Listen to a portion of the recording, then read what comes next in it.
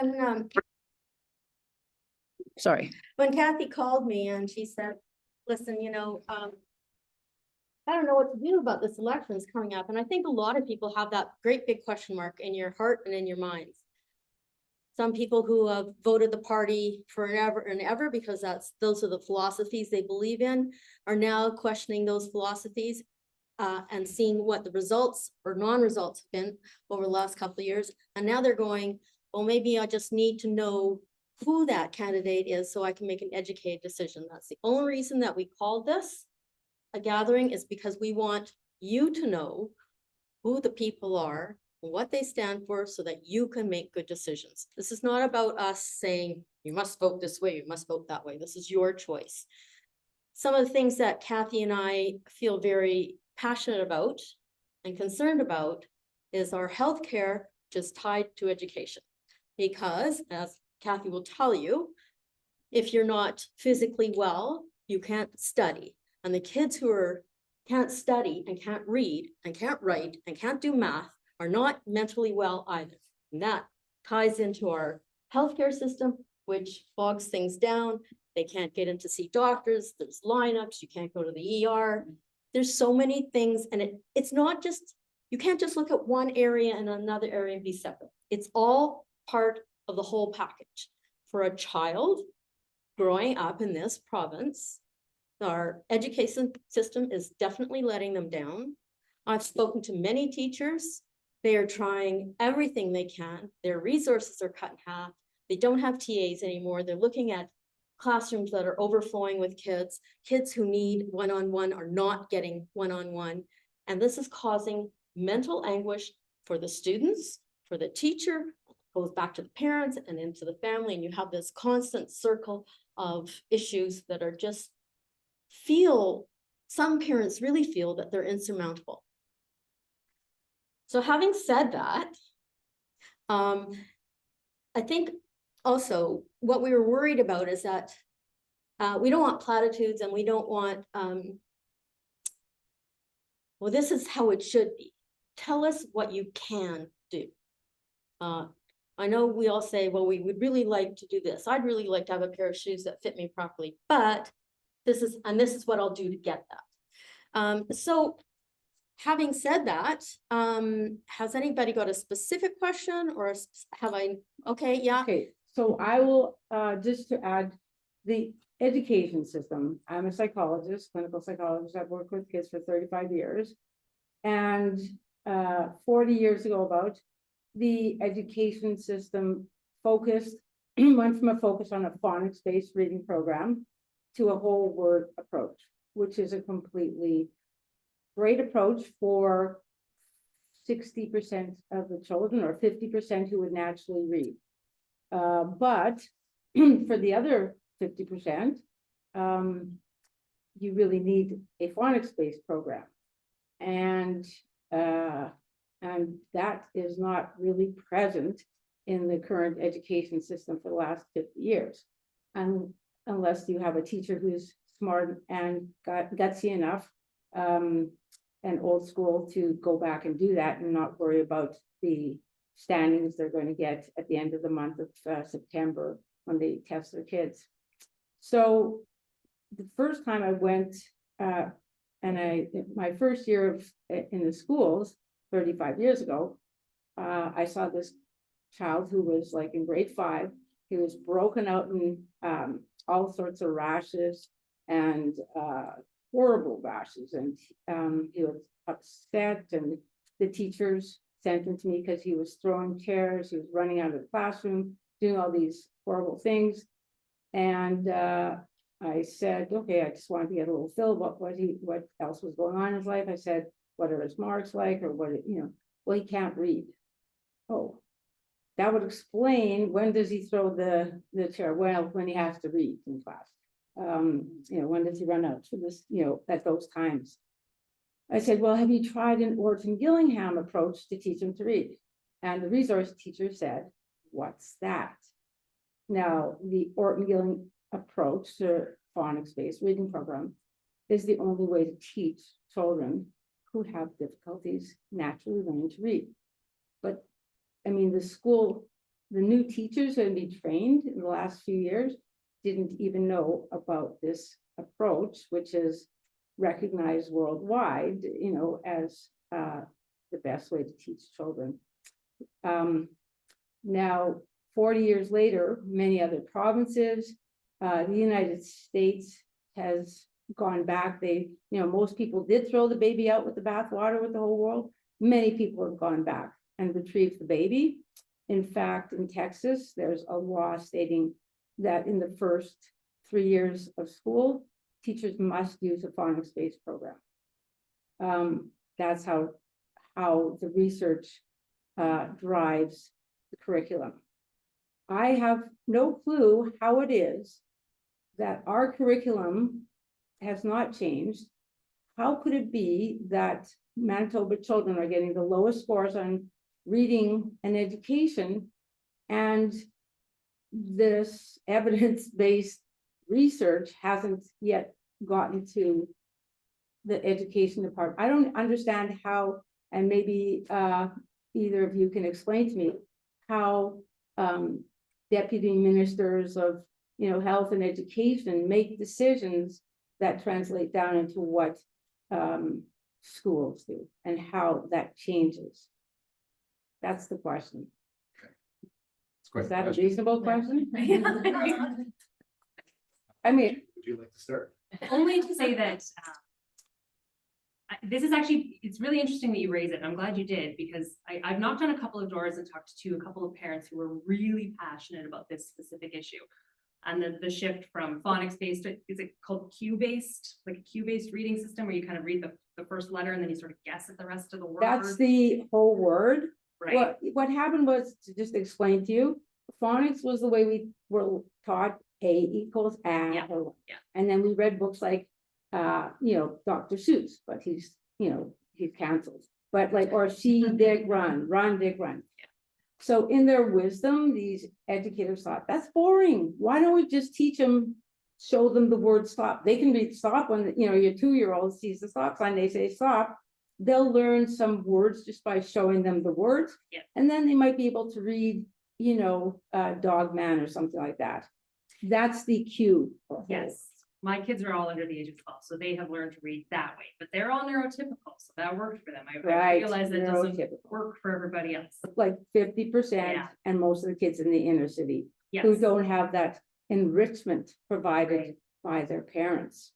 So I'll be the first to tell you, I'm not an expert in this matter. I'm Mhm. not sure when that shift occurred or why. I can tell you 4 years. But the point is, Yeah. how does it Yeah. change? That Yeah. I want to know. And how does the government make decisions that, you know, affect education? And we'll talk about healthcare based on what's, you know, what they're getting, the information they're getting from what's going on throughout the province. Well, I'll tell you from the PC perspective. And I just want to correct one thing that you said earlier. Mhm. My name is Kathleen Cook. I'm the PC candidate in Roblin, which is actually Charles Pettingley. I'm here on behalf of Heather Stephenson. Okay, sorry. Yeah, no, that's okay. Last year, the province launched its K-12 action plan, and it's got 5 pillars. 5 pillars, 7 pillars, I'm sure my notes. Either way, a significant part of that is consultation with experts and frontline educators.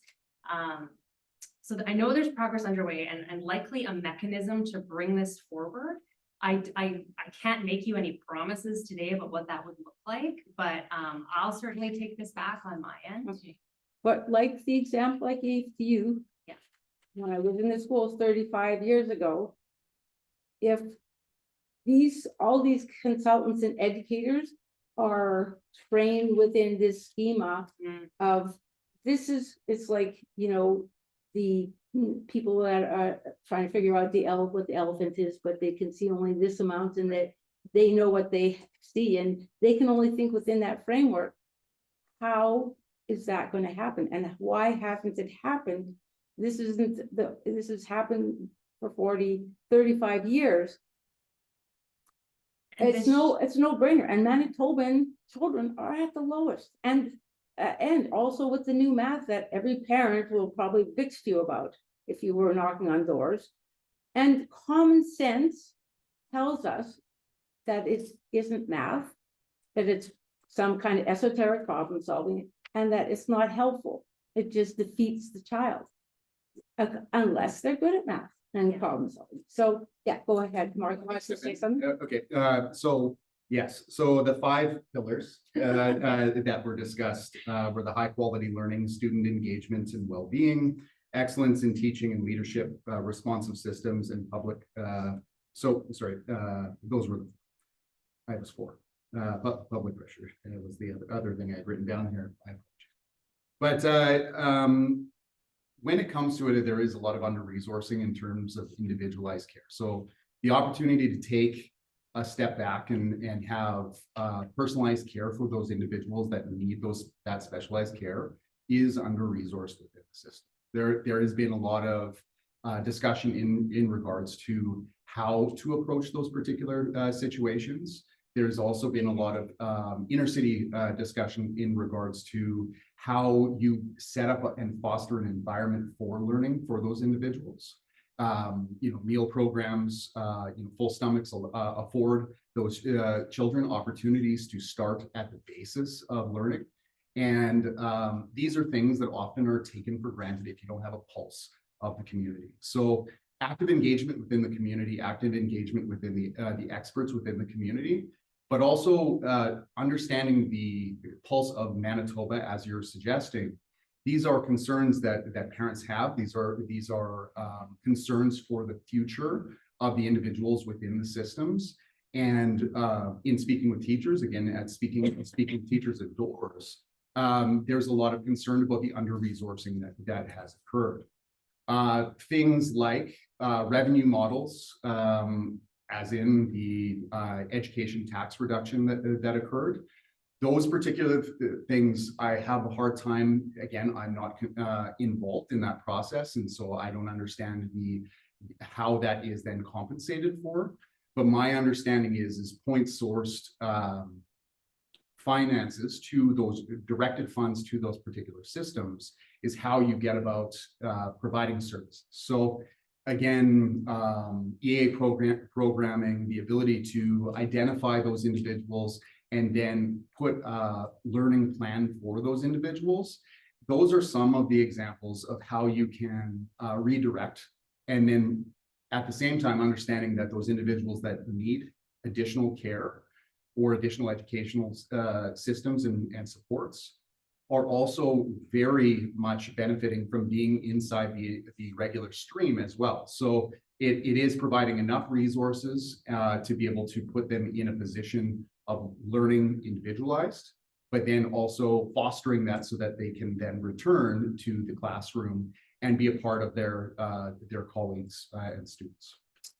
So would you then say, in order for us to put enough resources towards this issue, and it's a major issue, Mhm. we can't take tax cuts. We have to embrace, we have to put money into it in order to fulfill these requirements. Well, Can I respond? Absolutely. Sure. I think we're moving in the right direction on education funding now. In the last year, the province has announced it's a generational high increase to the education system. I think most of the schools in Tuxedo fall within Winnipeg School Division or Pembina Trails. Winnipeg School Division got a $12.6 million increase this year. Pembina Trails got a $10 million increase. There have also been significant capital commitments to improving existing classrooms, gyms, libraries, and building 23 new schools. In terms of tax cuts, I think the PC team has put forward a plan that will, we're looking at balancing the budget in 2025. So that's a balanced approach to ensuring that we're funding the services that Manitobans rely on, as well as providing some tax relief during the affordability crisis. Our plan to pay for all of these things is not by hiking personal taxes or PST, but by economic growth, which I appreciate is a whole separate discussion. I don't want me to get into that right now. But nobody on our side is proposing cutting education. So, you mentioned the amounts of the Yes, percentage wise, keeping up with inflation, that amount? the percentage 12 million, increase. Yeah, in Pembina Trails, I know it was a 13% increase. I don't have the percentage increase for Winnipeg School Division. Yeah. Can you?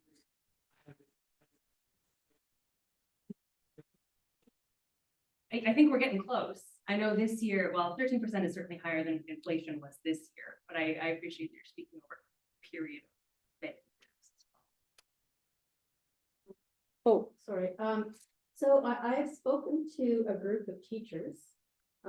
They want to remain anonymous, but they want you to know that they're paying, that when they want to do an art project or something in their classroom, that's coming out of their own pockets, because there's no money being provided to them for those types of things. That's shameful. I don't get it. Now, all these millions of dollars, what's happening? That teachers have to reach into their own pocket to pay for, a fun day with, that's something outside of the curriculum, but encourages learning and a happy environment. And now they have to dig into their own pockets to pay for that. And it's not one person, but a group. There were 26 of them in the room, just so you know. So I did have that, teachers buying supplies. I mean, that as a note, in, my book here. I'll say a lived experience in that particular instance. We live in the area that's designated as Tuxedo River Heights. And we had a call out from our school to ask for fans because the air conditioning unit had not been supplied yet for that particular school, and families were then to supply fans in order to keep classrooms cool, which again has a funding model consideration applied to it, where my concern about in those particular instances where cuts go and where that money is then accountably allocated is what I want to be able to hear from the government. It's also as a concerned parent that's putting myself in a situation where I need to see the outcomes of those tax cuts. And when it comes to taxation reduction on meals, or when it comes to the reduction of school taxes that are allocated specifically to schools, when I see that parents are supplying certain aspects of the supplies in that particular specific lived experience, that's concerning to me. The other thing is when in regards to balancing budgets, completely understanding that you need to be able to pay the bills in order to provide the services. Some of the concern lies in the reduction of that particular revenue stream and the overcompensation of federal reallocation of money. Those particular instances are what we're relying on in order to supply certain services. And yes, the economy of Manitoba can and should be able to make up for that, but we have consistently been a have-not province. And so the likelihood of that occurring within a short period of time to be able to compensate for that has me concerned about if there is ever to be a federal government change at any point in time, there would be a position where we're not able to pay the bills once we reduce those taxes. And to put some numbers and figures, again, this is approximate, but there has been, due to tax reductions, roughly $550 million reduction in revenues that have been received to the province through taxation. And yet we receive federal transfers of 575 million. Again, those are rounded numbers. But there is a specific amount of reallocation of federal transfers that if that were to run dry for whatever reason, federal economy or changes in governance or a decision to balance their own federal budget, we are not necessarily compensating for that money. And when taxation is specific and specifically applied in education taxes or otherwise, the hope, and again, the assumption is the accountability goes to those particular funding models. And we are understanding that there is a requirement to invest in our future by investing in our kids. And so, again, when receiving those checks that every Manitoban or a portion of Manitobans were able to receive, again, I would like to give that back to the schools in some capacity and prefer it to go to schools. And basically you are. So I received the tax credit because I'm a grandma and I don't have kids in the Tuxedo area, but my grandchildren are going to school. So when their school needed stuff, they said, would you like to help us? Yeah, I am. So the money you gave me, I'm giving back to them. This is just a waste of energy and time and paper and to take this out and then to put it back in. It's a waste of time. Keep the tax money there. I don't want the $200. It's not, it doesn't impact my life. That's Positive. fair, but I think some people would disagree. I think we might have to agree to disagree. Well, on then that. maybe, Okay. maybe it needs to be done on, you know, look at my income, look at my revenue, look how I'm living. Right. Don't give it to me, give it to the inner Right. city families that really Exactly. do need it.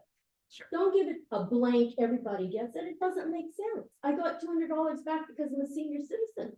It's a joke. I don't want that money. I donated it back. But there are senior citizens who are living day to day on dollars and cents, and they're the ones who needed the money back, not me. And again, a waste of time, a waste of energy, a waste of paper, a waste of an idea. It didn't have the impact that it was meant to be because you gave it to everybody. I hear you. I Okay. hear you loud and clear. So on the point of agree, disagree, and other people have a different set of thoughts on that, I think it's important for politicians to, if you want to make Manitoba a better place, is to remind the constituents that there's a big disconnect amongst our population, and that was made extremely amplified by COVID. But what people in this overprivileged area of Tuxedo need to remember and to know that we're all connected. And whatever happens to the young child that doesn't get that phonics program in EA and meal on Logan Street, and they're unsuccessful at doing anything, they're probably going to be the ones that drop out of school and wind up having to find another way to be successful. And gangs are the way that happens. So when people in our area of town complain about how many thefts we've had, and you know, on Next Door Neighbor on that app, like everybody and their neighbors has been broken into. Everybody's afraid of, you know, just being, because we're afraid of until people at the door that come brazenly and open the doors. If you go onto some of these sites, you'll see how many people you know, are faced with hoodied guys and women coming to the doors, taking their Amazon packages or taking their bikes or breaking into their cars. It's not because it's them, and it's because we haven't provided and we haven't taken care of what we need to take care of, which is all of Manitobans, not just the people in our overprivileged area. And I think it's incumbent on politicians to begin to help citizens understand that it's like we are a family, and what happens in one part of the family affects the other. And you're not wrong, for sure. And I could point to a few of the investments that the government has made in its homelessness strategy, in poverty reduction. And you're right. I mean, it starts with the education system as well. And that's why we're making significant investments in education and putting forward plans to improve education. Right, but 13 million here, or 15 or 30, and 10 million in We have a $126 million homelessness strategy that's aimed at not just managing homelessness, it's sort of been right. how things have But happened. we're talking, I'm talking saying about go it. back to where that comes. Why are people homeless? You Yeah. know, they need to be identified. They need to be taken care of. Somebody has to care about them when they're wandering the streets when they're 6 years old with nothing in their stomach, because that is the person that is going to come and be, you know, looking for Safeway. Apparently there's children that go with lists that their parents provide to go and take it and put it in their backpacks, because Safeway can only shame their people who take things, and they can't call the police on them because it's an American-based company. So, you know, what happens is people in our area get angry about that, but I think you have to go and build that compassion for, I don't think any mother would send their child to steal food if they didn't need it.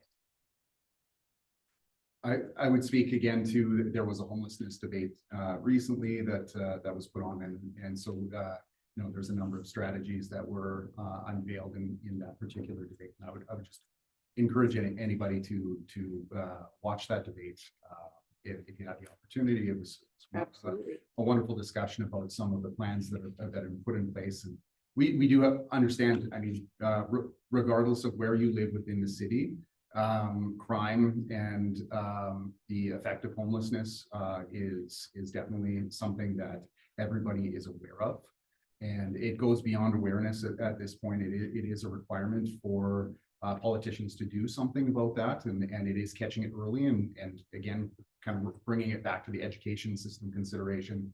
There is a really important need to identify individuals that may have specialized needs, because oftentimes there is specialized needs that link to mental health considerations and other reasons for homelessness. The investment in those individuals in early stages within their life are opportunities to you know, provide avenues, after school events, you know, again, initiatives that are able to provide even in some instances breakfast, lunch, and dinner for those individuals, and possibly an activity to be involved, whether that be through schools or whether that be through community centers. I mean, in all instances are absolutely essential to provide to children K-12, but and defer those particular activities because they affect all adults. I think, you know, politicians are great and aspirations and, but you're not gonna do it. You don't have money. You don't have, and you don't have the people, the, you know, constituents that are interested in this. They just want, you know, what's good for them. They're $500 in the bank, most. I mean, just people aren't really involved in understanding these things. I don't think people understand. Maybe, do you see any place for a group or a philanthropist and governments to blend and to I mean, we're seeing it in homelessness, but at the school level, there's so much that could be done more, and we don't have enough money as a government. We'll never have enough money as government to fill those needs. Is there any way, or do you see in your scheme of change? I mean, we have to think outside the box. I think that's a really interesting idea in the context of education. I know that, you know, governments of all political stripes do work with philanthropists and foundations to make improvements across different sectors in healthcare, in poverty, in homelessness. I haven't seen it applied in an education context anywhere in Canada that I can think of. I could be wrong. It's an interesting idea for sure. I think it's important for two reasons: to, you know, fill in the extra, you know, the money that's needed in certain areas, but also to connect people with what's going on. I remember Jewish people have bar mitzvahs, bat mitzvahs, and we often do a charity project. So my son chose to bake muffins and give it to Mulvey School, bring them to Mulvey School one day a month. So, I mean, I know that's not a government's job to sort of promote these kinds of activities. However, the connection that he had with those students was formed right away. And he would not be one of those people that would have said, you know, he would have understood why they're where they are. So do you understand what I'm saying? That connection is made through promotion of these kinds of experiences. Even, I remember Truth and Reconciliation report came out, nine or however many recommendations on the radio. There was a show that radio show that asked, well, which ones have you looked at? Most people haven't read them. But one woman said, I took my son to St. John's Park. That was pretty amazing. Because here we are in Tuxedo, this overprivileged little community that doesn't go to St. John Park and see how the rest of the world lives. And with that kind of disconnect, this is how we wind up with people that are just worried about ourselves and getting $500 back or so forth. And can't understand why, other people can't make it. Go So, ahead. just in speaking to that, so you're saying that's not necessarily the action or the activity that government would be able to provide. Has been able, I'm saying government has to think outside the box now, because So as an elected official, however, you are the conduit for the community. And so as an active service of the community, listening to the community, being involved within the community. Again, those are opportunities to be not necessarily providing that direct application of what is being asked by the community, but guiding or facilitating those particular opportunities, right? So when, again, speaking to people at doors, we may have municipal concerns or federal concerns. Not always is it provincial concerns that are being raised to us.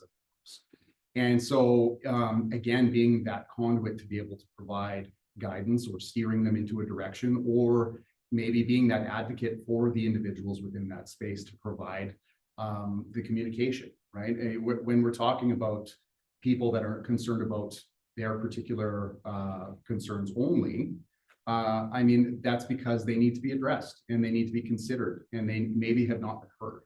And so providing that ability for active listening within the community, engaging with the community, and then taking those back to the avenues, or in some instances, it's steering that individual to, here are the ways that your philanthropic opportunities can be redirected. Your ideas can be set up in a meeting to be able to provide the appropriate avenue for that particular wonderful idea that can be brought into action. I'm going to agree with Mark on that. You said it yourself. No, he's right. That is the role of a local politician at the local level, whether government is performing a certain function or not. I've seen it done really well, where local politicians can bring people together in the community to achieve things. And I think, I'm a rookie, Mark's a rookie, like we're both probably committed to similar ideals when it comes to that. I wonder if I could put my 2 cents worth. It seems to me that, well, it doesn't apply to me, but that applies to my grandchildren now. There seem to be 2 major jobs in the education system. One is to raise the children, one is teach them the skills necessary to get a job, etc. And raising the children, the parents should do that. And right now we're talking about there's not enough money to do this and this and that. It appears to be that parents are abdicating their responsibility to raise the children, and they're dumping those jobs onto the teachers. And I can see that has to change, and it's society as a whole, because things like you were talking about honesty. Well, that should be parents' job. Integrity. I think parents have to take responsibility for their own children and to raise them to be productive citizens. The school should teach them whatever skill they need to get a job. And it appears to me we have a problem there. If you stop dumping stuff on the teachers, maybe they'll have enough money to do their job. I think you've got a valid observation there, for sure. I think part of it goes back to ensuring that, parents in low income situations have the supports they need to be parents to their kids, right? Recently, the government was one of the first provinces, working with the federal government to put in place $10 a day childcare, which makes it more affordable for families to go out and work, make the money they need to take care of their family. The government's also made a significant investment in the rent assist program for low-income families and raised the rates for people on the disability income support program as well. To support and we've raised the basic personal exemption, and that took 47,000 low-income Manitobans off the tax rolls altogether. So those are examples of things you can do to support families so that they can focus on their kids. And then in the education system, I think that the focus of the education system has to be those outcomes: literacy, numeracy, I think we're starting to make steps in the right direction in terms of providing funding, and trying to kind of make sure teachers, you made the point earlier about teachers feeling unsupported in the classroom. I'm married to a teacher, I get that. But is Overcrowded- there a division in funding? This bucket is for school teaching, and this funding here, which is different, but really is to teach parents how to be parents. It's a good idea. I mean, that's a wonderful idea. I don't know that it exists presently in that particular way. Again, you know, it's an old adage that it does take a community to raise a child in that respect. And so some have taken that more literally than it's intended, I think. And there are under-resourced areas with which, you know, again, there are children that have certain specialized needs that do require more attention, and there is also a requirement for those parents that maybe have not experienced that particular lifestyle that imposes upon them, or is something that is required of them to be able to provide that information. If it came easy to a parent to read and to do arithmetic and otherwise, I mean, it is hard to be able to understand why you're not in and linking them together without that education of to how to discover. I mean, I think being curious within a community as to finding out those whys,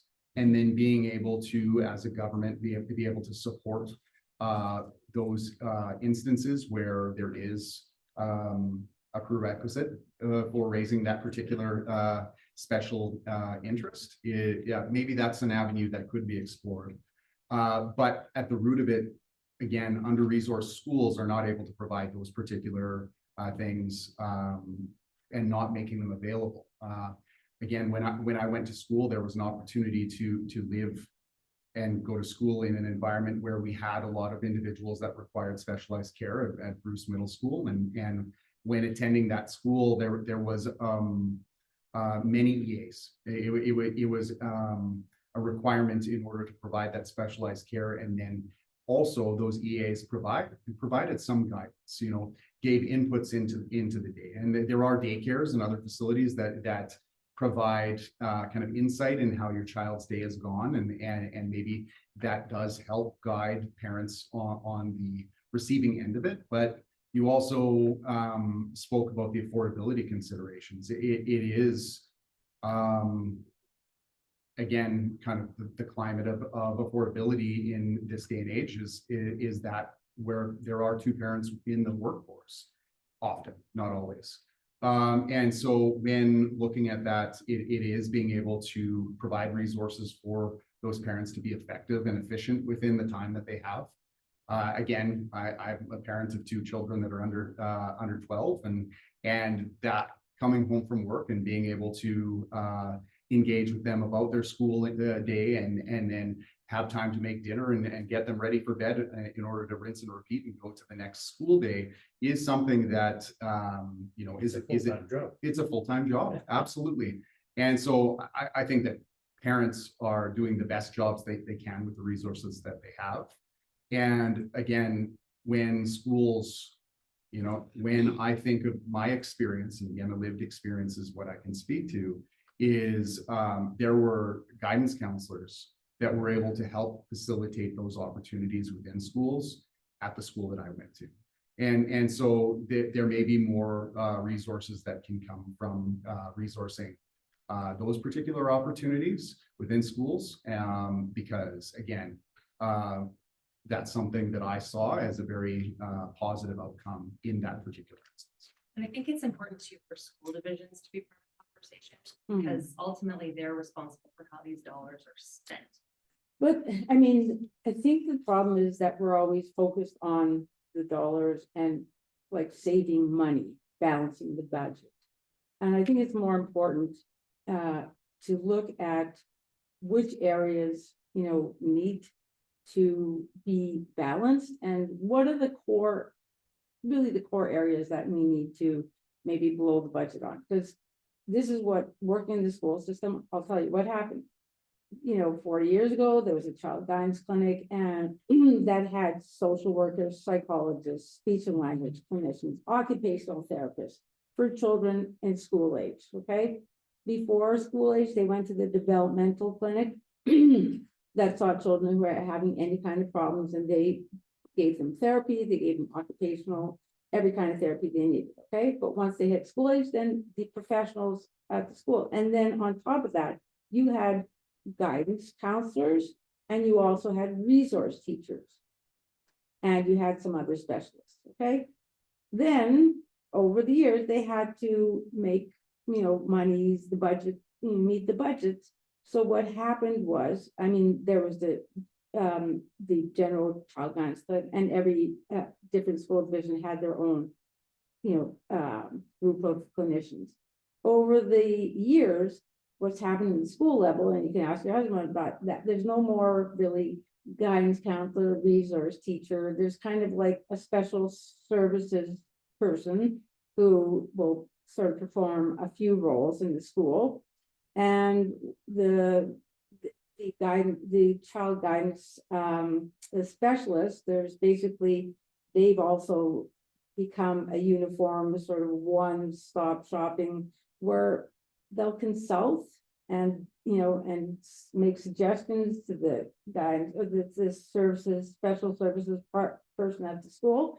But then the special services doesn't have anybody to to follow through with exact programming, which is generic in nature, because they've watered down all these services. Like psychologists have 10 schools and 500 cases, and the same with the speech and language clinicians. They'll tell you, and the social workers. And so basically they're getting a watered down consultation from a generic kind of, this is what you do with this kind of kid.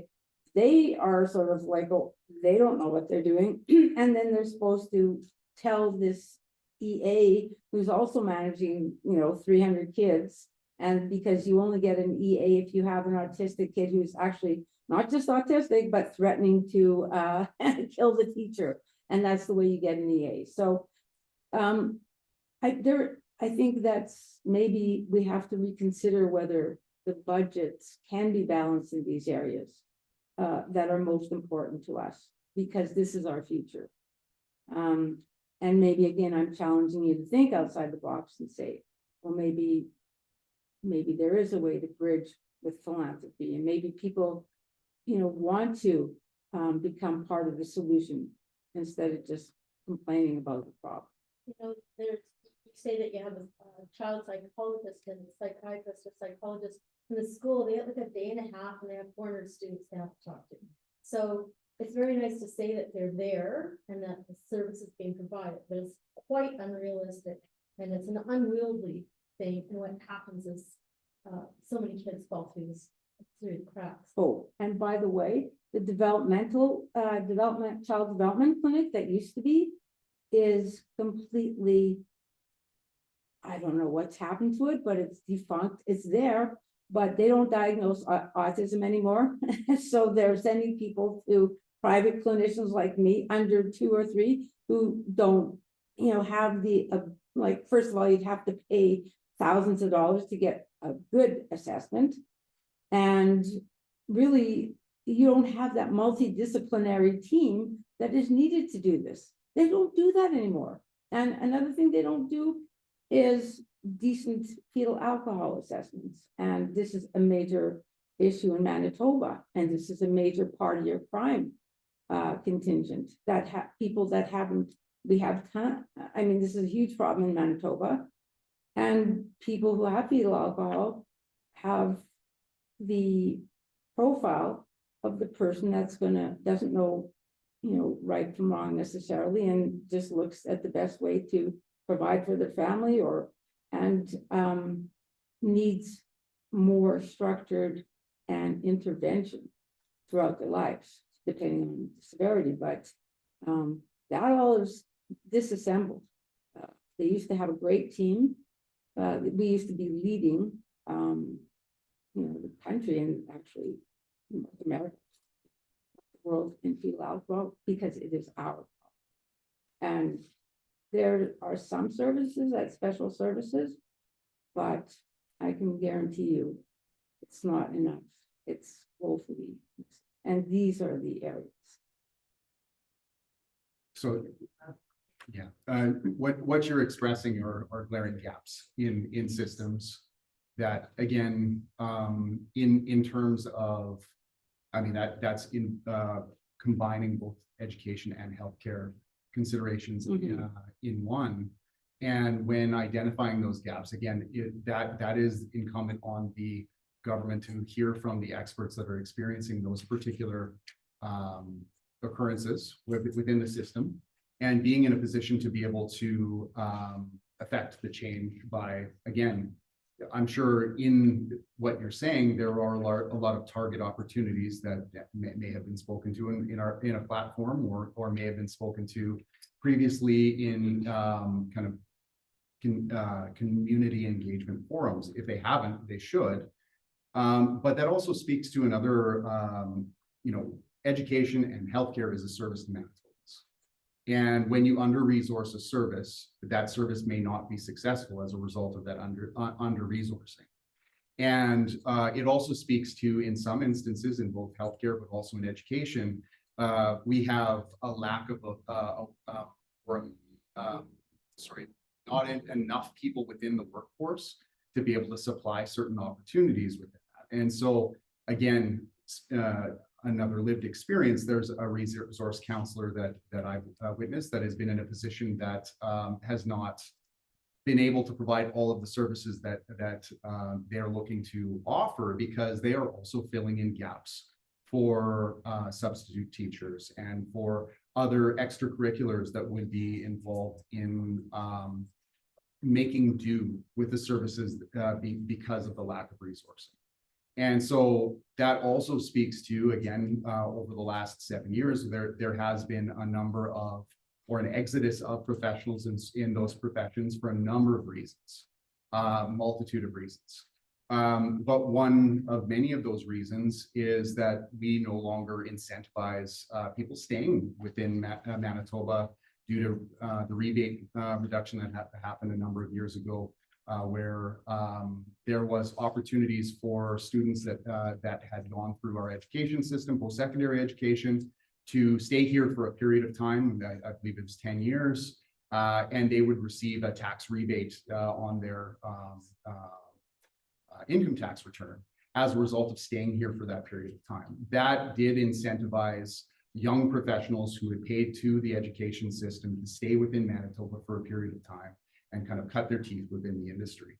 That opportunity has not been necessarily replicated. And so there is instead an education, we have comparatively a very affordable post-secondary education opportunities within Manitoba that does drive opportunity for students to come here. But once they've achieved that education, there is less incentive to stay within Manitoba, which does perpetuate the lack of workforce in these departments. Can I just respond? Yeah, absolutely. Oh, I was just gonna change the topic. The NDP are saying that they're gonna reopen 3 emergency rooms. And I guess I'm just wondering what you think of that. Like, how? I'm disappointed the NDP candidate. How? I have a response to that for sure. Okay. I just wanted to touch just briefly on Dr. Moser's point for 1 second. I hear you loud and clear what you're saying, and I will take that back to our team. I can point to some specific initiatives that have been underway about mental health in schools, but for sure there is more work to do. I'm a parent, I get it, it's important to me too. Okay, one more addition. Yeah. Incentivizing with rebates. It's, the government, when emergency room doctors, we didn't have enough, they threw money at them. And GPs, they threw money at them. So the emergency room doctors or whatever, they're making a lot of money. It doesn't matter. If the bureaucracy tells them what to do, and if a teacher goes into the classroom and there's chaos and they go in every day and their purpose, they can't hug the kid, or they can't do this, or they can't do that. They don't feel that their sense of purpose is is being able to be expressed, that they don't feel good about being in that climate. You can spend all the money you want, and we have spent way too much trying to incentivize people. And we've brought in, neurologists, we've brought in, radiologists, with incentives. They go home after a year as soon as they can, because the climate, what's going on in these systems is toxic. And I don't know how you can change that, but it has to be looked at, and that's, something that maybe has to be done, from the bottom up, but in healthcare, I'd say one of the biggest problems is that people that work in that system don't have a sense of purpose, don't feel like they have efficacy, are trained for 10 years to do a job, and then bureaucrats tell them how many tests they can order. My son passed away as a result of this bureaucratic, horrible system, where he was in the emergency room. He had a seizure. He was ventilated, and I asked if they could do a blood level of his medication he was taking for seizures. Well, they said, well, we don't have a lab here. They sent it to Toronto, and he'll be out of our emergency room in 24 hours. So my friend, who is calming me down, she's a internist, she says, don't worry, they'll find out if he had enough of that medication, if he was absorbing enough of that medication once he hits the next room, internal medicine, where they recover. So I asked the doctors there, did you get a blood level of his kipper? No, the government only allows us to take levels of pregnant women and people who have kidney disease. Okay, so he died, not that day, but another day, but that contributed to his death. And I've seen so many other people in a similar situation. I've talked to so many doctors where, they have a clientele that, they have syphilis, and they've ordered too many syphilis tests. They've gone beyond the required, recommended number per doctor. I've talked to so many of the pediatricians that I've worked with for 40 years. They have brilliant insights, wisdom, and they would have continued to work until they're 70, but they retired at 60 because they can't stand what's going on and all the required bureaucratic tapes. And this is what we're losing. So I don't think something systemically has to be done about those systems.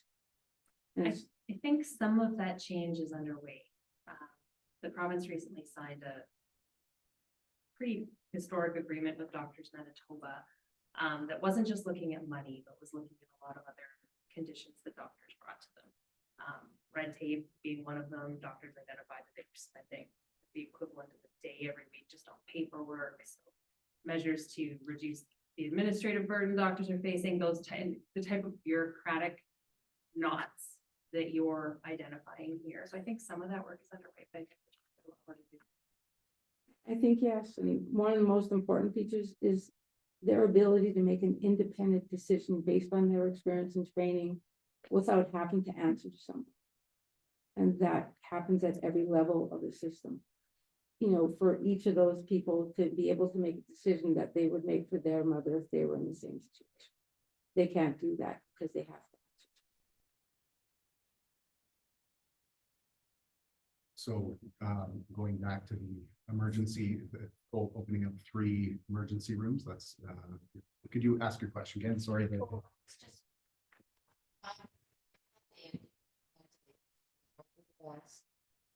Ask them, how are they gonna manage? And how are they gonna staff them? And what do you think of opening 3 more emergency? I'll go ahead. I think the challenge that the NDP would face in fulfilling that commitment is staffing. We're in a Canada-wide staffing crisis in the healthcare system right now. So I think any attempt to reopen those emergency rooms would be years in the future. I also don't know that that's the solution to what's going on in the healthcare system. I think if we spread our resources thinner, the question of how many emergency rooms Winnipeg really needs is a topic of some debate. There's been, PG report identified that 7 was too many for a city of Winnipeg size. I know that the PC government has put forward a $400 million health human resources strategy. It's focused on training and recruitment and retention of healthcare professionals. It's not going to happen overnight. It takes time, but there's already some positive results underway in getting more healthcare professionals working in the system. So from my understanding, some of the emergency rooms that were mentioned by the NDP also have undergone significant renovation to be reallocated to other healthcare requirements within the province. And so there would have to be a logistical study put into place to see how those could be activated in those ways. And there would have to be an efficiency considered, because again, the timeliness of it, we do recognize as well that we are a growing community. The country of Canada is a growing nation. It's thankfully for all of us that are residents of Canada, it's a wonderful place to live, and there is a lot of room and opportunity to grow. Again, in speaking to the platform that we have as a party, there is a crisis within the healthcare system, and it is a requirement of the government to put in place many different aspects and achievable goals to be able to start moving into a direction that is improving these systems. There is major gaps within the systems for seniors care. There's major gaps for mental health. There's major gaps in respect to the diverse community that is growing within Manitoba as well. Being able to have an understanding of both the diverse community and the culture that they may be bringing to their healthcare needs is also something that are tremendous gaps within the healthcare system. Again, there is, again, speaking to the platform, there's funding basic prevention programs. So there is a lot of requirement to ease the burden on the existing emergency rooms. We have a number of services that emergency rooms provide that are not intended for emergency rooms. And it's because social services have been cut there, or programs have been started but lost funding during a certain tenure within that program, so that no longer it provides the function required. So, whether that be addictions counseling or whether that be, again, homelessness, those are considerations that come into play when there is a burden within the ER. Again, I'm not specifically an expert when it comes to the healthcare system, and that's why, again, there is an importance to be able to speak to the experts that are experiencing it. The lived experience within the system is something that needs consultation from the individuals that are experiencing many components of the healthcare system. That crisis isn't just for the people that are seeking care, but it's also for the caregivers as well. There's a lot of programming that needs to be required to defer, or needs to be created to defer those needs and provide specialized care for individuals, again, that are seeking addictions counseling or other specific needs. So opening 3 ERs, staffing it is an important aspect, but also, again, there is a lot of opportunity to provide personalized care. So one of the things that is an important aspect of healthcare is not just providing that healthcare, but having a holistic understanding of the patient, and having not just a concern about outcomes, but also the concern about understanding the holistic approach of that healthcare. So understanding a patient's needs may not always be physical health needs. They may be mental health needs that are manifested into physical ways. And that's also something that when there's an under-resourced consideration of the healthcare system I are remember not achieved.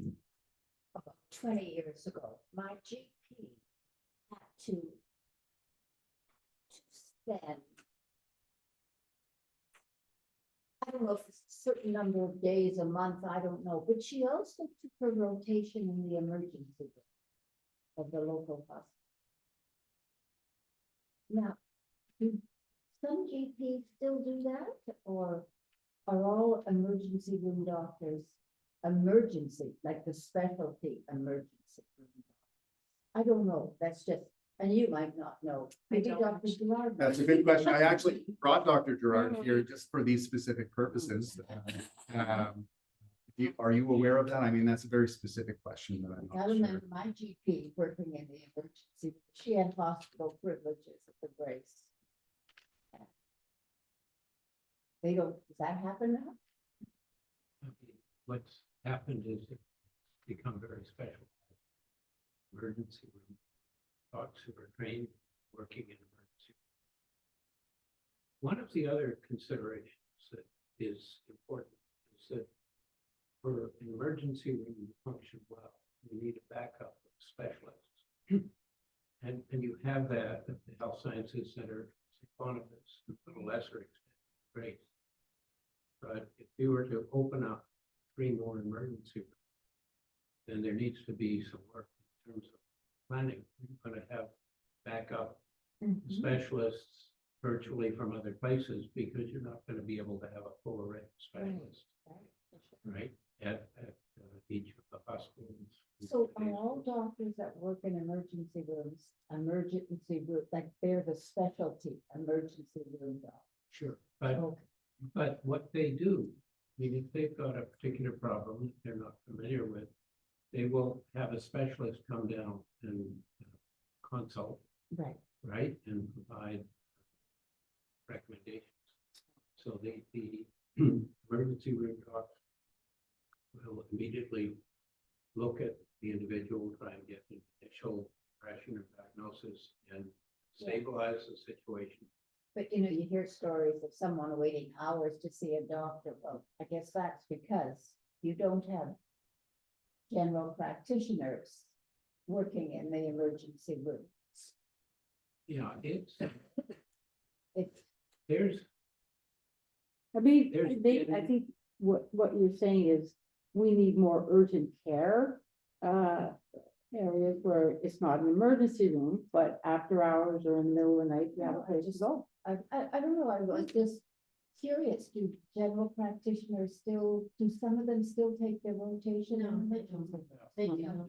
But I mean, I don't know when the last time was that you tried to get a doctor. Didn't have- Your doctor retired, you want to get another doctor. It's a wait list. We just don't have enough doctors for general practitioners, period, for our community, let alone. I feel that that's turned in the last 5 or 6 years, depending if you want to go outside of your community, but like, I can look at White Ridge and I've got friends who their parents and themselves actually were looking for new doctors from, like, they're in the Crestview, St. James area. They're going to, it used to be a church, it's in White Ridge. They're accepting patients. I drive by, I used to, for about a month, driving by they moved their clinic to the other side of Kenniston. But they were like big sign accepting new patients. So have You have to not be seen the- willing to sort of go to a different place. So, yeah, I'm just going anecdotally, So I'm from just two different saying- families who've been, Oh. 3 families who've been successful at finding a new If doctor you there. go right? through the It's doctor turning. finder process, yeah. which is what they ask you to do, Mhm. then it's a wait time for them to get back to you, and then it's a wait time for them to place you. But yeah, you're right, there are new clinics that are opening, there's one on Kenniston, and they did, accept new patients, but we still don't have enough doctors. I think probably all of the political parties Yeah, we need more and time. have different strategies. together. actually that clinic on Walmart on Keniston, they have a sign accepting new patients. I would agree that we're all looking for more doctors here in Manitoba. One of the key things when it comes to when you are looking for a general practitioner that you're going to be working with is that personalized care that you're looking to achieve. And so again, there's those wait lists. I went through that particular process myself when my doctor retired, and it was a tenuous process where, there is an interview period, and it has to work for both the GP and yourself to be reasonable within that healthcare structure. One of the key things about general practitioners and that process is also meeting the expectations of patients, right? So to be effective in the healthcare system, again, at that basic deferral of needs, there is a requirement of kind of a humanized care approach to it. It's not just outcome based, right? And again, speaking to those resources that may or may not be present in the system, it takes time to be able to provide personalized care, but personalized care does perform with better outcomes as a result of having an understanding of each patient. The other systematic issue right now when it comes to healthcare is the level of trust that when you are needing care, you're going to get it in a timely manner, and you're going to get the most appropriate and most successful care outcomes. And oftentimes, without that ability to have a connection and a relationship built with your doctors, you're not able to establish that holistic care that's required. You may have a family member, again, I mean, they're leading in as a requisite reading of this particular discussion was the fact that there is loss. Every family has experienced loss in some capacity, greater or otherwise. And, when it comes to the pain of loss, there is, again, mental anguish, and there's physical manifestations of that can occur. And if you don't have a personalized GP that is able to connect with you at a level of communicating and establishing that trust, because maybe it's been moved around, or again, in my case, there's a retirement, and so you start from square one, building that relationship with that service that the doctor's providing you. It may result in, for instance, that testing that is unnecessary because you don't have that relationship, that ability to communicate and trust with that individual. So again, I don't believe that there would be anyone contesting the fact that more doctors would supply more opportunity for that as well. But it is something that needs to be resourced, and it's something that we need to be able to encourage our government to be in a place to commit to that funding, and also commit to specific funding that is used for healthcare, right? Because there isn't always. I'll just give you a few bullet points to talk about healthcare generally. I'll also make the point that, we are in an election campaign and we're not quite halfway through, but you'll be hearing more from our team on healthcare very soon. As I mentioned, we're committed to a $400 million health human resources strategy. That's the staff piece, that's training, recruiting, and retaining the staff that we do have. We're also committed to lowering wait times. I think these are really basic things that probably all of the parties agree need to happen. We just have different ways of getting there. Lowering wait times for diagnostic tests, surgeries, completed 80,000 tests and surgeries, more on the way. And thirdly, capital commitments. So for example, we're committed to 6 new personal care homes. 2 of those will be in the city of Winnipeg. That helps with getting people into the right facilities that they need, off of the wards in the hospital, so that you're improving that bed flow issue. And a huge capital redevelopment and health sciences center that was just announced as well. But again, please stay tuned. You'll see more from us on healthcare very soon. I'm going to respectfully challenge you. I think you're a very bright person, and you're definitely committed to making a better product. But a lot of what you said is, it's just been announced. It's just been announced. It's just been committed. And I don't think that there was a magic treasure chest that just suddenly opened and all the funds were there that they could now be committed. I believe that those funds and that treasure chest has existed for at least 4 years, and it hasn't been utilized. And we've lost a lot of time. With all due respect, we've lost a lot of time where we could have actioned a lot of your programs, a lot of the commitments that is being made by the current government. We could have actioned that 4 years ago. We wouldn't be in quite the hot mess that we are right now. So I have a girlfriend who went to the emergency room. This was in January. She got there at 6 o'clock in the morning via ambulance, keeled over in excruciating pain. And they put her in a chair and she sat there for 12 hours. And she finally turned to her husband and she said, "You better get someone, I'm dying, I want to give my last request." And just by chance, the emergency room doctor happened to look over and said, "Are you still sitting here?" And her husband, who's a doctor, said, "I have been begging for somebody to at least take her vitals." And they did, and they rushed her to emergency. Immediately, she would have died. They then shared their story with the current government. And the response was embarrassing and shamefacedly, I think that they're really ignored. And they had good suggestions. And can I just backtrack on that too? Move back 15 years. My son waited in the emergency room at Health Sciences. We knew he had pain beyond belief and it wasn't his Crohn's and he was in deep trouble. He waited 8 hours as his appendix burst and wasn't, seen. I took it to the ledge. Myrna Dreenter was there and arguing against it. 1 year later, Brian Sinclair waited for 48 hours, however many, 12 of which he was dead.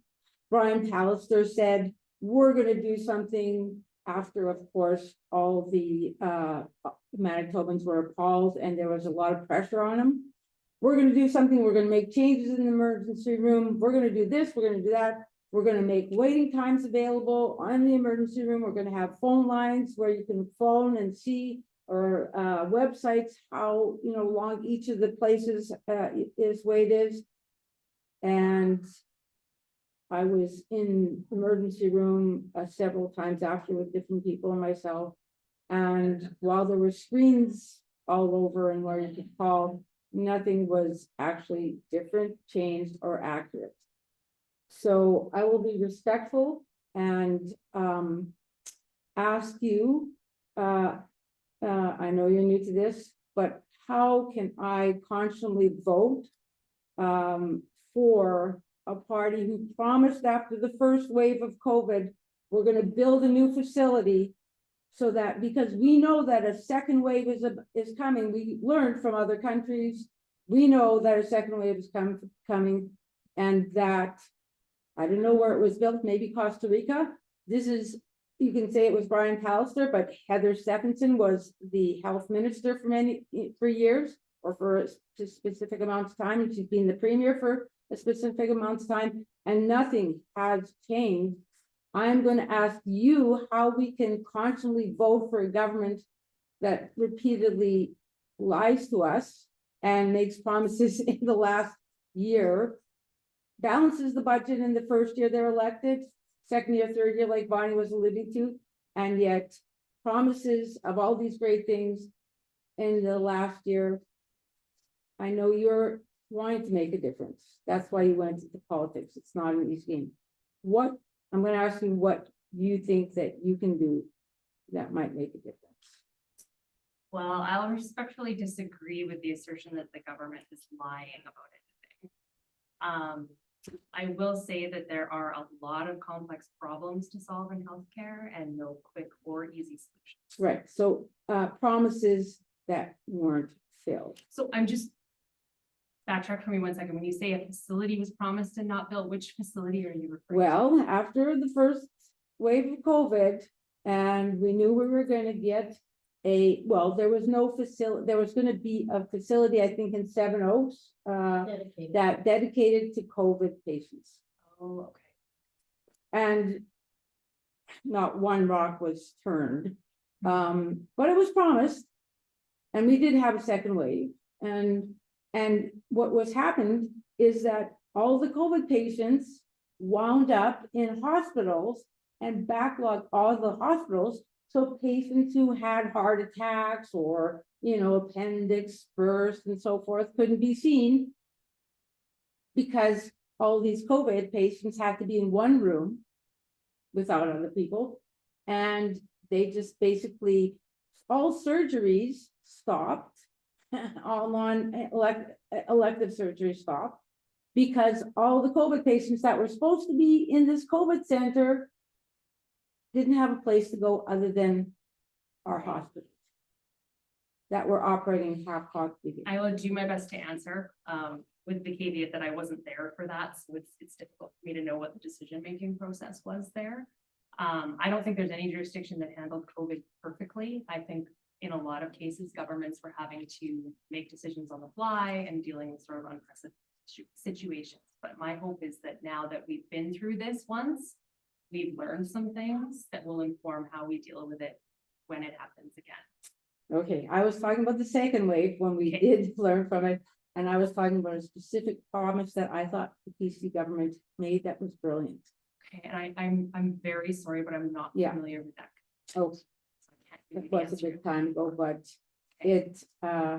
that was, again, one of the promises that, like the promise of bringing in, nurses, 700 nurses, that can't be done because of complications in immigration and all the other. That's underway though, that's happening. Yes, it's, but Part of what that I is don't working with the understand, college to deal with the credential recognition and getting them licensed and actually working. but there's, like, this is why I'm gonna challenge you to think outside the box and realize there's other ways to deal with our healthcare issues, like having all the people that are waiting to be licensed, that have been waiting as doctors, waiting as nurses to be licensed here for years and years, and they can't do their profession. Having them work as, well, first of all, there's no orderlies, there's no healthcare aides, there's nobody in the hospitals, and that's why nurses have to bring water to the patients to, and change all the bedding and clean up the piss and shit in the bathrooms. And that's why Well, I think a lot of these folks who are waiting for their credentials to be recognized actually are working as healthcare aides, but for sure there needs to be more. No many question. are not, but, and why the government doesn't promote more, you want to retain people? Well, instead of giving them bonuses, we have IMG doctors, internationally trained doctors, and they can't do their residencies here in Manitoba. They go to, my daughter went to Saskatchewan. They gave her a great residency, and they had a payback of 2 years. She either had to pay them back $100,000 a year for education or work up north in Manitoba. And she worked up north and not Manitoba, in Saskatchewan, where, by the way, they have medical records where each person has a portal so you can see your own medical record and it's universal. The fact that Saskatchewan is so far advanced from us, and we're not taking our own professionals to come back here. You don't have to pay money to get people, just give them a spot in the residencies. Yeah, no, and those are all solutions that are, being implemented in different ways. No, they're not, because it hasn't changed. Increasing residency positions for sure. No, part but of it. taking people who are actually, you can have, instead of increasing residents in peace, and taking people from other high-paying countries like Saudi Arabia, wherever, where you get lots of money, but they're gonna go back to Saudi Arabia. The ones from, that have to go train outside of Manitoba, the Manitobans are the only people that are gonna stay in Manitoba. No, and people who train here are much more likely to stay here for sure. And again, speaking to some individuals at the wars, there is a number of families that have their doctors, their children, I should say, that are doctors that have moved to Ontario or have moved to Saskatchewan based on some. Because they couldn't find anything. Startup practice costs, those types of things are incentives that are offered in other provinces that are not necessarily offered here. Of the many burdens, and of course, the pandemic period was definitely a contributing factor to a lot of this. But we have over, again, 27.1% turnover of nurses in 2021. that again is following burnout and retiring early or retiring in general and not returning. There's a burden on the system that has occurred as a result of that. The ability to provide new nurses that have this, even if we are providing new nurses and doctors, they don't have the early experience to be able to respond to some of the unique problems that are facing a system crisis. Again, the nurses union was able to finally sign a contract, but that was after years of being the lowest paid nurses across the province. And so if we wonder why nurses were moving to other jurisdictions, it was based on that ability to get paid and compensated for appropriate work and paid for the skill set and profession that they had gone to school for. So again, there's a lot of reasons why we are in the particular state that we are right now. And again, it is incumbent on all members of politics to work in a way that benefits Manitobans. And so providing that opportunity again, and I'll just again speak to the Manitoba Liberal standpoint, it is providing that voice of reason and providing that ability to look to somebody who is not necessarily participating in the mudslinging or negative politics in that regard. That's something that allured me to the Manitoba Liberal Party, being that positive politics and working in a collegial environment is how we get there, because our job is to serve Manitobans. If elected, that is what the role we are assuming is. And so providing, and again, listening to the experts that have those experiences that are pointing these things out and not having that information fall on deaf ears is the advocacy that we are looking to provide. And given the unique environment that this election is providing, there is somewhat of an opportunity to provide that advocacy in another opportunity within Manitoba. And so again, it's something that I'm looking forward to. I'm looking forward to seeing more positive outcomes for Manitobans as a result of that ability to work together, but also listen. I mean, we're hearing what you're saying right now, and these are all absolutely essential points that need to be addressed. And it's finding ways to achieve outcomes early and often, to be able to hold what is being said accountable to the promises that are made, because they are important and great ideas at times. But great ideas only go that far if they're not followed through. So I put Kathleen on the spot, I'll put you on the spot. Yeah, please. So, it's a tight race. We all know that. People are worried, if I vote Liberal, there's going to be a few Liberals in the ledge. And what can you possibly do? So again, Dr. John Gerard was here. He's a perfect example of being able to be an advocate for the community, being an advocate for individuals that are feeling unheard within the political environment.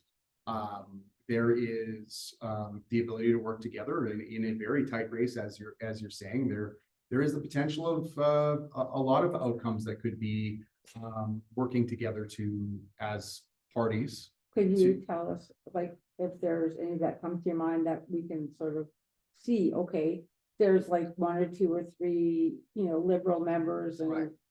you collaborated, what Well, I mean, if you could look to the private member bill specifically to look at the requisite to being and submitting a private member bill is that you have to work collegially and work with a nonpartisan intention to be able to, again, focus on what is important to Manitobans. And when it came to Cindy or Dougal or Dr. John Gerard, in all instances, you can look at their track record specifically to those private member bills. And even though it may have been a voice that is in a party that is the third party in the province of Manitoba, it still is focusing on what they're hearing from Manitobans and then addressing those concerns in a way that has been effective. Okay, so if you were elected, you're saying you would bring private member concerns up in. Well, what- it again depends on the outcome of the election. It may, that private member bill consideration may not be a requirement based on, again, the outcomes from the Manitoba Liberal Party and the NDP and the Conservative Party as well. There may be really important bills that are put forward that again are work with the Manitoba Liberal Party for those purposes. Again, it depends on the outcomes of the election.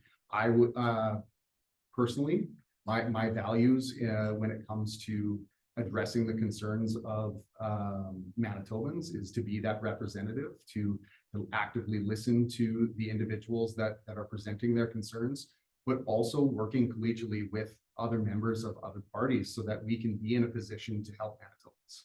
That's why we are here. We're not here to push our own agendas. We're here to serve Manitobans. And so if that requirement means that we're working together, you know, today here Kathleen and I are both in a position that we want to be helping Manitobans. That's why we're here. We wouldn't be here otherwise.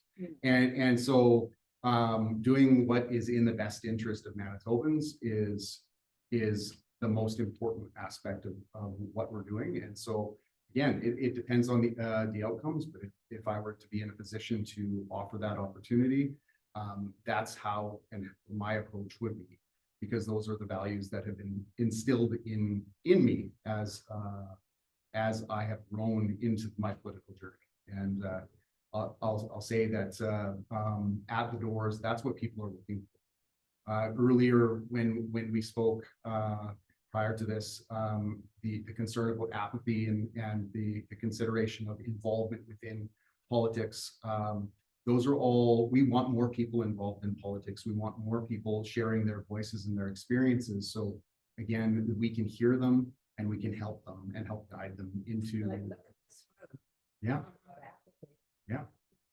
for sure. It's a major concern that we need more people engaged. We need young people engaged. We need people at all levels of governments engaged to be able to encourage that. And when we link it back to the education system as well, we need to encourage people at that level so that, you know, the inspiration of grassroots level politics is something that comes to mind. Again, But boy, if we are asked to spend 1 or 2 hours listening to candidates, it's too much to ask almost. That's disappointing. To be fair, probably our Kathleen, we probably made an indecision there that, or decision that resulted in this, because it is a Jewish high holiday day, so a lot of residents couldn't be here. Oh. And, you know, it's beautiful sunshine outside. I don't know. I don't think so. I won't, you know, I don't, they'll look for any excuse not to come. So, and they're not, because they're not comfortable identifying with a specific. I thought it's perfect afternoon to come. I will say too, just to be in a position, you know, I'm inspired by everybody who puts their name forward into politics as well. And so, you know, I'm proud to be with another very courageous individual Yes. that's here with That showed and- up. The NDP didn't, you know, it's absolutely fantastic because Yeah. we can't have engagement without all being here and having that discussion. And so, I mean, that I'm encouraged by And we that. were so civil. Yeah. That's like. No, I've been civil before, and I have to say, I admire you both. And maybe, you know, you can't provide all the solutions, you know, of course not. I want to challenge you to think outside the box as you move into the next phase of your careers, because the problems that are upon us won't be solved with the same solutions that have been tried over and over again. Just out of one curiosity, have you learned anything from the zoo that you can take in? Well, you've learned that most of the people here are animals and are like vying for their own survival. Okay, anything else from that you could take into thinking outside the box in a political agenda if you were president? If I was president. If I was president. I don't know if that's an inspired outcome in all of this, but yeah, so again, speaking of that, what I've learned is the opportunity to work together on incremental change, building momentum with small changes. As they say, Rome was not built in a day. I mean, it's a very important to look at how we got here. And it's also very important to look at that with a scrutinizing critical eye to be able to then take the information that we learn as observers and go to the experts within those respective fields and discover outcomes.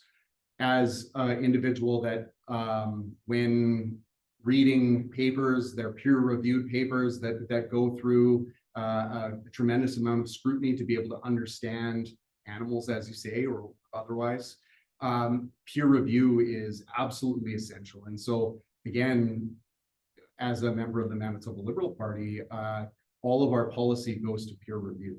We have a policy committee that puts that policy ahead and then is critiqued by experts and financial individuals alike, because it is important to be able to have a fully complex understanding of what you're proposing. And then again, like I said, being in an environment where positive politics is encouraged is also something where we learn to build bridges. We build bridges so that we can work together in a collegial manner. And when that is something that is present at the onset of your campaign, you can understand that you don't have to then mend bridges that you burned in the process of getting to become an elected official. That's again, speaks to the core values that I look to as a candidate myself. I just had knee surgery and spent 2.5 days in the brace, and the care was wonderful. So If she was the Queen of England, she wouldn't have been treated better. That's fantastic. that's Well, I'm gonna wind things up here. I want to thank both of you for coming, and being eloquent, and honest, and respectful, and listening. And I hope that you've learned as much from us as we've learned from you, and that you take that forward, because that would be all our wishes. And I want to thank Dr. Kathy Moser for putting this together and doing this to me on the shoulder. We got to do this, we got to do this, and then to make it happen. I'm sorry the room isn't full of people, but this is then going to go to social media, so we will get to those people who weren't would wanted to be here today and couldn't be. So take this back to your friends, to the people that you know, and say, this is what I discovered today. You missed this, but I learned this, and this is who these people are. And Google their names and find out more about them, because we cannot make a conscientious, educated decision on how we're voting unless we know who we're voting for. and what the party policies are, even though that we're not in this Right, riding. Right, But still, you get to know what the party policies are. exactly. And I would go tonight. My plan was, I had told my girlfriend that I was coming here this afternoon, and I would phone her tonight to tell her what transpired. Awesome. Well, she's going to be disappointed. Hopefully not in the content. That's great. There'll be And I more. wish in our riding, we would have an all candidates meeting. Yeah. I wish there would be more all candidates meeting. Yeah. I don't know what happened. Is it not in vogue to have it? All candidates? I don't meetings? know. I don't It's hard to get everybody to come to the plate, because as soon as the writs dropped, everybody's running to do this, to do door knocking and That's the signs and da da da da da da da. So their Wait, their come on. schedules get very full. I They wish do. Candidates meetings. I agree with you. Take that back to your parties. For and sure. Say, hey, listen, these people want to hear from us. I just wanted to say, did you have any final words? I was only just gonna say thank you for giving me a fair hearing and. No, Voters. we thank you for, hearing all the questions. This was a And- nonpartisan game. group. Mhm. Yeah. Thank you so much. Thank you. Good luck, guys. Take some goodies with you. Yeah. No, I mean it.